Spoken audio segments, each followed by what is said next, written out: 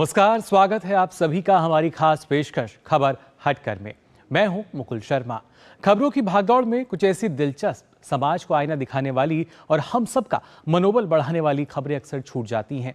इसलिए हम ये खास कार्यक्रम आपके लिए लेकर आए हैं। तो चलिए तैयार हो जाइए अगले आधे घंटे तक लीक से हटकर कुछ ऐसी ही खबरें देखने के लिए। शुरुआत करते हैं हेडलाइन से। दिल्ली के बीकानेर हाउस में कला के माध्यम से बिखरे भारतीय संस्कृति के रंग, भगवान विष्णु के 10 अवतारों को चित्रित करती अर्पिता रेड्डी ने कला प्रदर्शनी का किया आयोजन।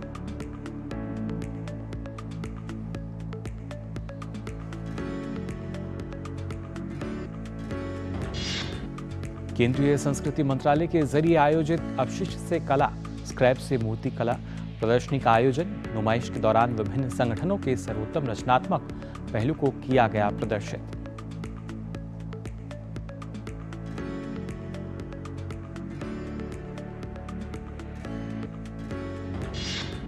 स्मार्ट सिटी के अंतर्गत पुनर्विकसित की गई हुगली धारवाड़ की तोलनकेरी झील लोगों को लुभा रही है। 39 एकड़ में फैली 25 करोड़ रुपए की लागत से पुनर्विकसित हुई झील।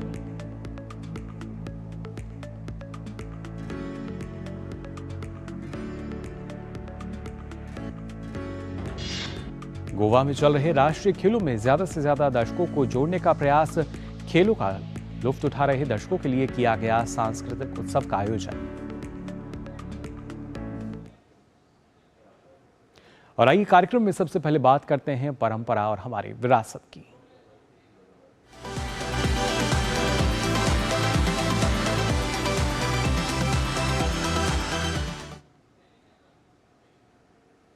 एक कलाकार अपनी हर कृति में ईश्वर का रूप साकार करता है, पर चित्रकार अर्पिता रेड्डी ने अपनी ये कला प्रदर्शनी ईश्वर को ही समर्पित कर दी। उन्होंने भगवान विष्णु के 12 अवतारों का सुंदर चित्रण किया। पिछले दिनों बीकानेर हाउस में आयोजित उनकी कला प्रदर्शनी को भरपूर सराहना मिली।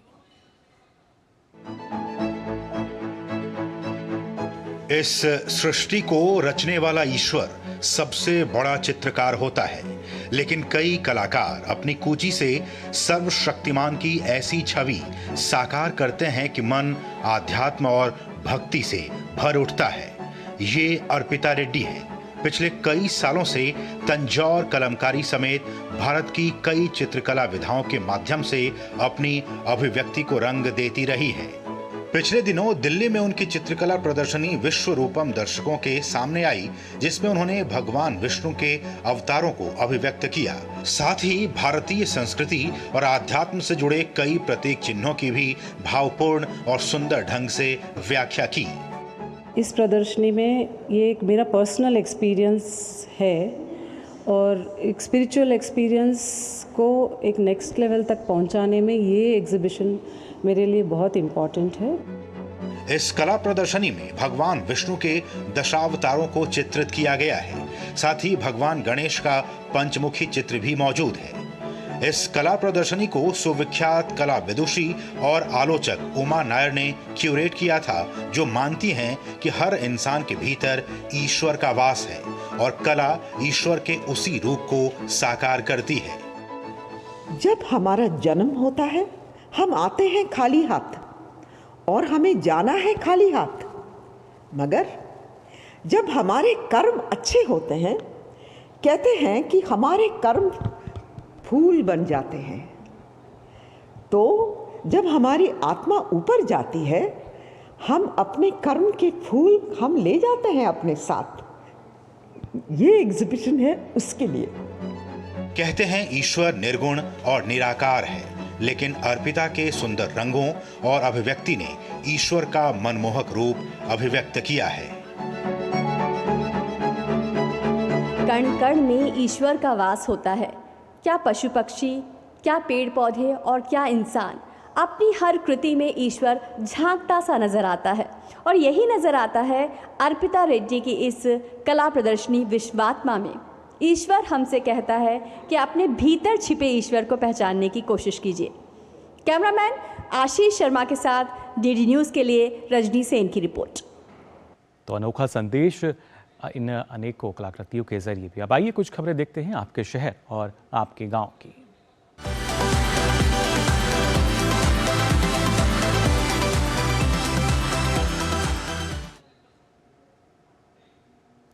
बात करते हैं काशी की, जहां पर्यटकों की संख्या में लगातार वृद्धि हो रही है। देश के कोने कोने से आने वाले पर्यटकों में गंगा में चलने वाले क्रूज का बड़ा ही क्रेज देखा जा रहा है। जहां एक और यह क्रूज पर्यटकों को घाटों का दर्शन करा रहा है और गंगा आरती दिखा रहा है, तो वहीं दूसरी ओर जल परिवहन के माध्यम से पर्यटन को बढ़ावा भी दे रहा है। ये राजघाट का पुल है और मैं इस समय भागीरथी पर हूँ। क्रूज 4 क्रूज चलते हैं अलकनंदा कंपनीज़ के, और पूरे देश के कोने कोने से लोग आए हुए हैं जो क्रूज का आनंद ले रहे हैं।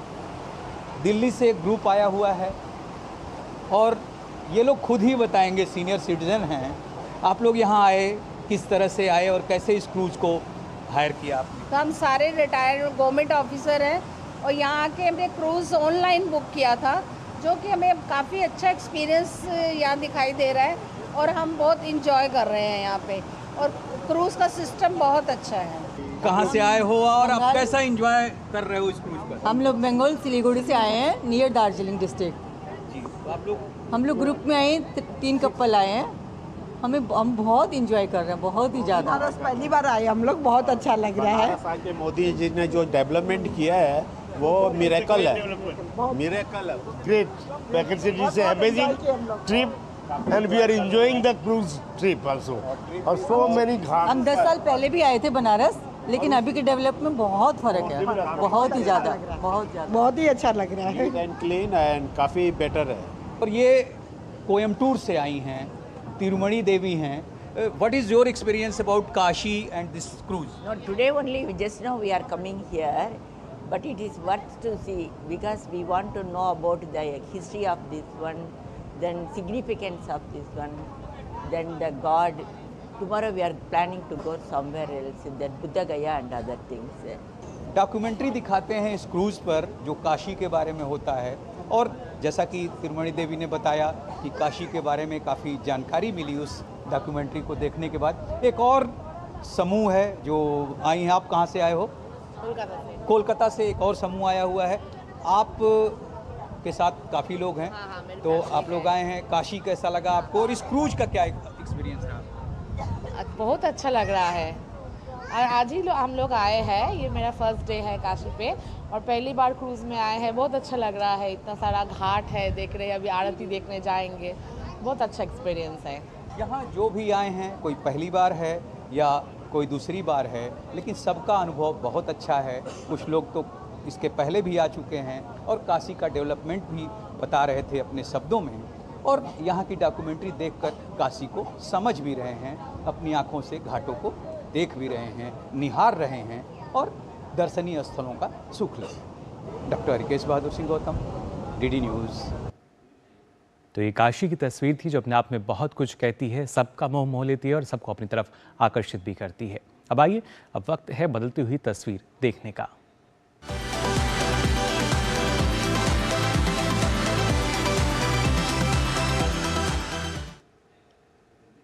मन की बात कार्यक्रम के साथ साथ कई मंचों से प्रधानमंत्री ने वेस्ट टू वेल्थ का नारा दिया है। कबाड़ से कला के कई उदाहरण इन दिनों हमें देखने को मिलते हैं। विशेष अभियान 3.0 के एक भाग के रूप में संस्कृति मंत्रालय ने ललित कला अकादमी नई दिल्ली में waste to art scrap to sculpture को प्रदर्शनी का आयोजन किया, जिसमें मंत्रालय के विभिन्न संगठनों के सर्वोत्तम रचनात्मक पहलों को प्रदर्शित किया गया। रोजमर्रा की जिंदगी में जिन चीजों को हम कबाड़ समझकर फेंक देते हैं, उसी कबाड़ और स्क्रैप का इस्तेमाल कर इतनी खूबसूरत कलाकृतियों को बनाया गया है।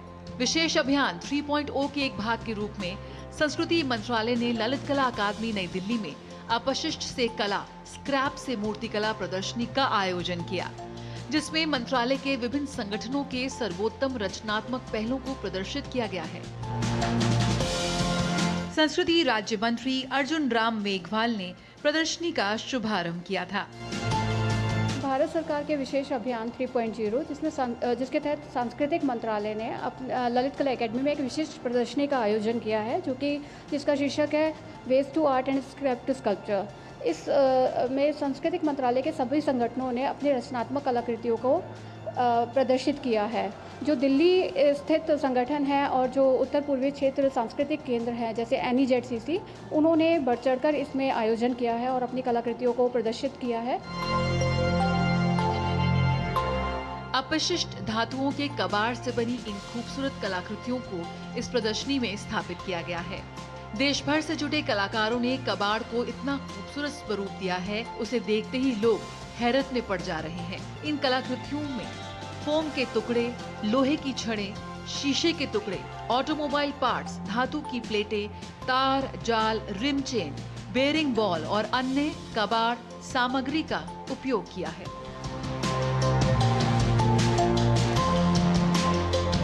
हमारा जो प्रोग्राम है waste to art, minister of culture और ललित कला एंड NEZCC, इसी की वजह से हम एक आर्टिस्ट स्टूडेंट को साथ लेके हमारा इंडिया में ऐसा एक कैंपेन है, वेस्ट में ट्रेंड को आर्टिस्टिक और डेकोरेटिव फॉर्म में आने के लिए ये प्रोग्राम में हमारा नॉर्थ ईस्ट का NEZCC का एक कैंप किया। गांधी स्मृति एवं दर्शन समिति समय समय पर गांधी जी के विचारों को समाज में, देश में आगे तक फैलाने के लिए अलग अलग कार्यक्रम करती रहती है। इसी के तहत अभी कुछ समय पहले एक आर्ट टू वेस्ट एक वर्कशॉप का आयोजन किया गया था गांधी दर्शन राजघाट में। उसी के तहत जो कुछ बच्चे कुछ यूनिवर्सिटी से, कॉलेज से आए थे, उन्होंने जो हमारे बेकार वेस्ट मटेरियल के थैले थे उन पर अलग अलग पेंटिंग की। प्रधानमंत्री का नारा है रिड्यूस, रीयूज और रीसाइकिल। उस पहल को चरितार्थ करती ये प्रदर्शनी सभी के आकर्षण का केंद्र बनी हुई है। कांच के टूटे हुए टुकड़ों से, छोटी छोटी बची हुई रस्सी से और खाने पीने के रैपर से इतनी खूबसूरत कलाकृति क्या बनाई जा सकती है? बनाई जा सकती है। वेस्ट टू आर्ट ये प्रदर्शनी आपको भी प्रेरित करेगी, आपके अंदर के कलाकार को ज़रूर झंझोरेगी कि आप भी अपने घर की बेकार पड़ी चीज़ों को एक बेहद सुंदर कलाकृति में ढाल सकते हैं। कैमरा पर्सन आलोक के साथ जया सिन्हा, DD न्यूज़, दिल्ली। और इसके साथ ही खबर हटकर में वक्त हो चला एक छोटे से ब्रेक का। आप बने रहिए DD न्यूज़ पर।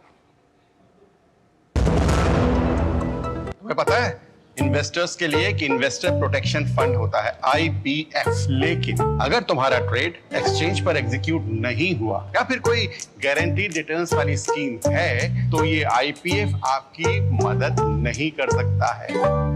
और अगर आपका ब्रोकर ही डिफॉल्टर बन जाए तो फिर IPF आपको कॉम्पेंसेशन दिला सकता है। कहां से सीखा? NSE की साइट पर। सोच कर, समझ कर, इन्वेस्ट कर। ब्रेक के बाद आप सभी का एक बार फिर स्वागत खबर हटकर में। पर्यावरण और प्रकृति की दुनिया में क्या कुछ हो रहा है, आइए जानते हैं।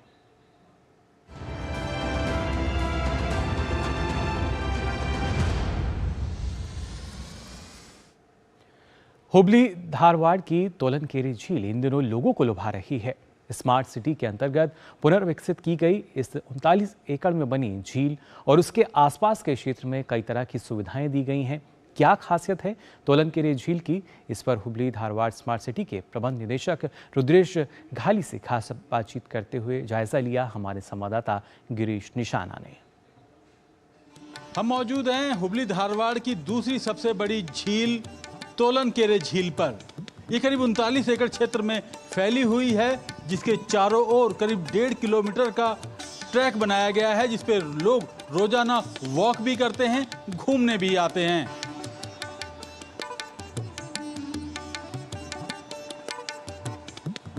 जब स्मार्ट सिटी की बात होती है तो हुबली धारवाड़ के तोलनकेरे झील का जिक्र जरूर होता है।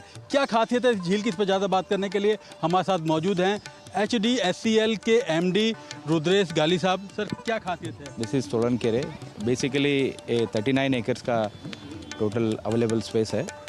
This is totally transform by Hubli Dharwad smart city corporation limited at the cost of 25 crore.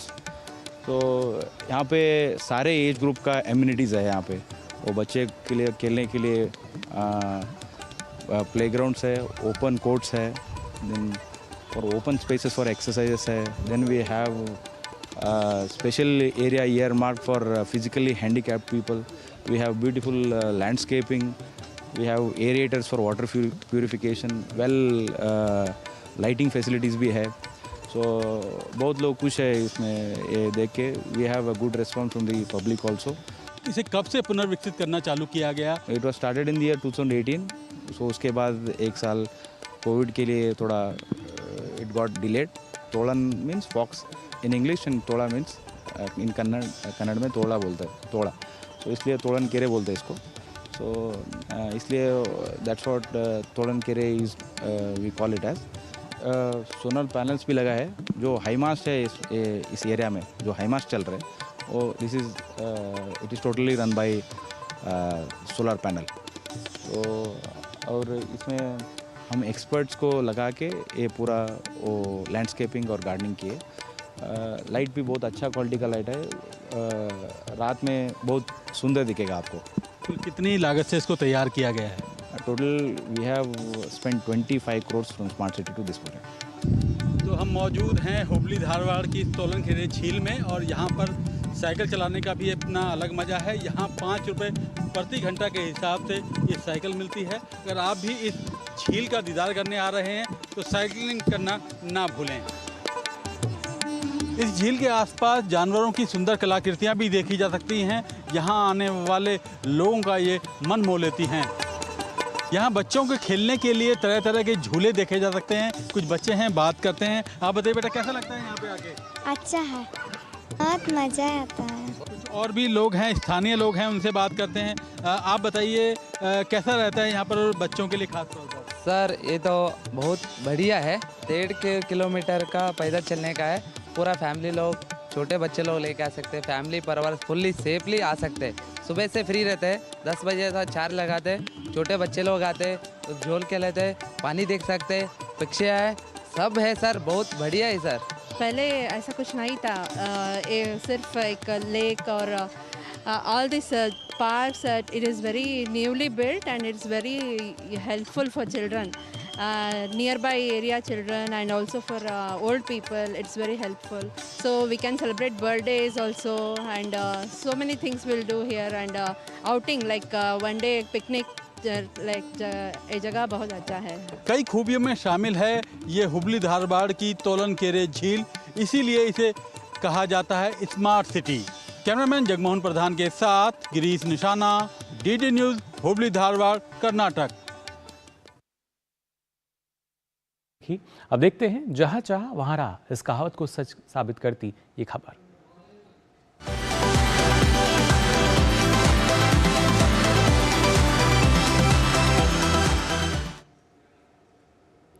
Bike चलाते वक्त सड़क हो या फिर हाईवे, हेलमेट पहनना बहुत ज़रूरी है। चालान से बचने के लिए नहीं बल्कि अपनी जान बचाने के लिए। फिर भी कई लोग होते हैं जो बिना हेलमेट के ही सड़क पर बाइक से फराटा भरते हुए देखे जा सकते हैं। ऐसे लोगों के खिलाफ पुलिस प्रशासन समय समय पर अभियान चलाता रहता है, लेकिन एक शख्स और हैं जो ऐसे लोगों को फ्री हेलमेट देकर जागरूक करने का काम करते हैं। उनका नाम है राघवेंद्र कुमार सिंह। ओडिशा की राजधानी भुवनेश्वर की सड़कों पर बिना हेलमेट वाले मोटरसाइकिल सवारों को हेलमेट पहनाकर अपने अनूठे अंदाज में हेलमेट के प्रति लोगों को जागरूक करते ये हैं बिहार के कैमूर जिले के रहने वाले राघवेंद्र कुमार सिंह। हेलमेट मैन और हेलमेट मैन ऑफ इंडिया के नाम से मशहूर राघवेंद्र सिंह पिछले काफी लंबे वक्त से रोड सेफ्टी को लेकर काम कर रहे हैं। राघवेंद्र सिंह उन लोगों को फ्री में हेलमेट देते हैं जो सड़क या हाईवे पर बिना हेलमेट लगाए चलते हुए उन्हें दिखाई देते हैं। इतना ही नहीं, राघवेंद्र ऐसे लोगों को भी हेलमेट देते हैं जिनका हाल ही में चालान कटा हो। चालान जमा की रसीद दिखाने पर ही वो लोगों को हेलमेट देते हैं। जाते हैं बाहर तो हेलमेट पहनना जरूरी है, क्योंकि अगर हेलमेट ना पहनने से ना एक्सीडेंट का हम सम्मुखीन हो सकते हैं। हाँ, अच्छा फील हो रहा है कि आप हमारे लिए अच्छे सोचे, इसीलिए हमको आज मतलब आप लोगों ने हेलमेट दिए कि हम मतलब इतना दूर आ रहे हैं पढ़ाई करने के लिए। अगर हमारा एक्सीडेंट होता तो हमारे पापा मम्मी का ही लॉस होता ना। वो हमको इतना पढ़ा रहे हैं, हमको फ्यूचर दिखाने के लिए। राघवेंद्र सिंह बताते हैं कि उन्होंने साल 2014 में अपने जिगरी दोस्त को बाइक हादसे में खो दिया था। इस हादसे का उनके ऊपर इतना असर पड़ा कि वो अब लोगों को जगह जगह सड़कों पर खड़े होकर फ्री में हेलमेट बांटते हैं। राघवेंद्र बताते हैं कि इस हादसे के बाद उन्होंने प्रण लिया था कि हेलमेट के न होने की वजह से किसी और मां की गोद सुनी ना हो। आज से 9 साल पहले हमने अपने मित्र को जो खोया था, और उसके एवज में मैंने उसी दिन से प्रण लिया था कि भारत के हर नागरिक को मुझे अपना मित्र बनाना है और उसी लिए सड़कों पर हेलमेट लेकर के उतरा हूँ। और आज जो यहाँ पर लोगों को दे रहा था जब हेलमेट, तो मुझे बिलीव नहीं हो रहा था। वो तो शाश्वत मतलब सड़कों पर लेट करके मुझे प्रणाम कर रहे हैं, कह रहे सर हमने आपके बारे में सुना है, देखा है, लेकिन मेरी गलतियों को आप पकड़ेंगे और आप खुद ही आकर के हेलमेट दे रहे हैं, ये मेरे लिए बड़े आश्चर्य की बात है। इसके साथ ही राघवेंद्र सिंह जरूरतमंद व्यक्ति का 5 लाख का एक्सीडेंटल इंश्योरेंस भी करवाते हैं, जिसके एवज में वो मात्र 1000 रुपए लेते हैं। राघवेंद्र की माने तो वो कई हजार लोगों को फ्री में हेलमेट दे चुके हैं। वो हर शहर में जाकर 10 दिन बिताते हैं और उन 10 दिनों में जरूरतमंदों को हेलमेट बांटते हैं। भारत के हर नागरिक को एक स्मार्ट रोड यूजर बनाना है और उसी चीज़ को लेकर के मैंने सुप्रीम कोर्ट से भी जो 4 साल के बच्चे के ऊपर हेलमेट का कानून पास करवाया। तो मुझे खुशी है कि अगर उड़ीसा के अंदर अगर ऐसे बड़े बड़े जो युवा हैं, अगर छोटे बच्चों को लेकर के बड़े गार्जियन तक इनिशिएटिव अगर जा रही है घर तक, तो एक बहुत बड़े बदलाव आने की ये भी है आर्ट है। 36 वर्ष के राघवेंद्र सिंह सड़क सुरक्षा के लिए 1 दशक से अधिक समय से अपना प्रयास जारी रखे हुए हैं। वे अपनी जेब से खर्च करके बिना हेलमेट सवारों को उनकी जान बचाने के लिए हेलमेट प्रदान कर रहे हैं और माना जा रहा है कि अब तक वे 56,000 से अधिक हेलमेट बांट चुके हैं। Bureau report, DD news. तो सुरक्षा के लिहाज से बेहद ज़रूरी कि अगर आप दोपहिया चलाते हैं तो हेलमेट ज़रूर पहने, और उसी का संदेश भी दे रहे थे राघवेंद्र। अब आगे बढ़ते हैं, किताबों की दुनिया में आपको लेकर चलते हैं।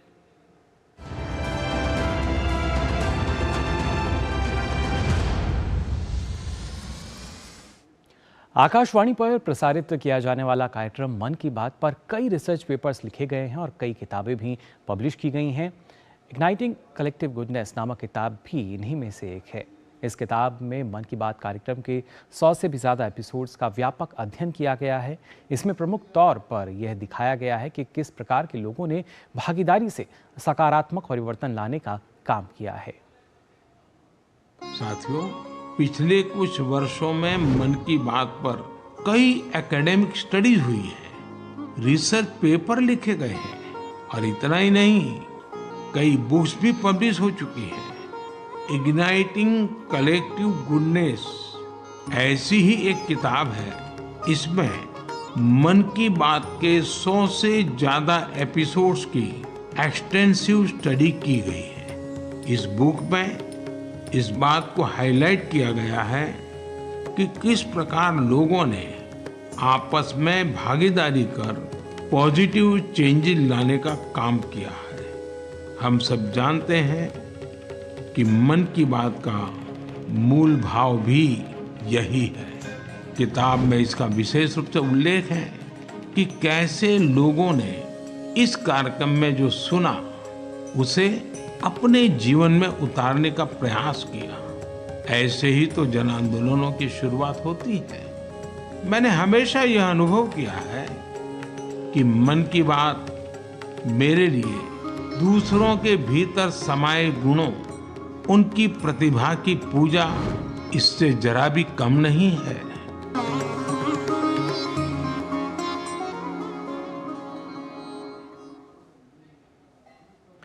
तो फिलहाल आज के लिए खबर हटकर में बस इतना ही। पूरी टीम को दीजिए अनुमति। नमस्कार।